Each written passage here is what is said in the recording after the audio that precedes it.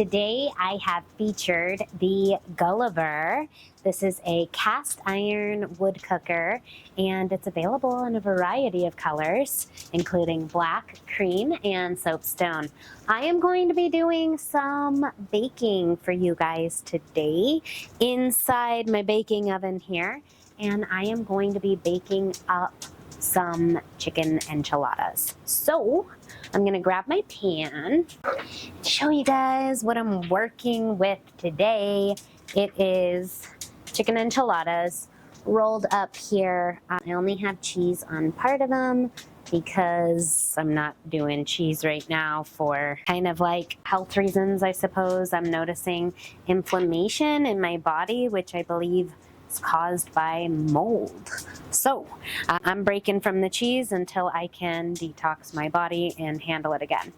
In the meantime, I've got some tasty chicken enchiladas that I'm gonna bake up inside my baking oven. Do make sure that you use mittens when opening your firebox or baking oven doors because these handles do get hot on this model. I'll give you guys some temperature readings of what I have inside. My outer oven is reading 200 Celsius. Let's see, here's my gun. I'll give you guys some readings inside the baking oven. 330 degrees on the right side, 343 on the left side, 252 on the back, 334 on the top, and 313 on the bottom of the oven. So definitely a good 300 plus degrees. I would say 350 is what I'm at right now.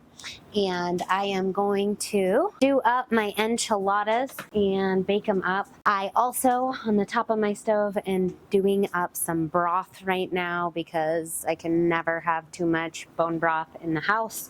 I use it for pretty much everything. In the meantime, I'm gonna let this bake up and show you guys the finished product here on my Guliver wood cooker.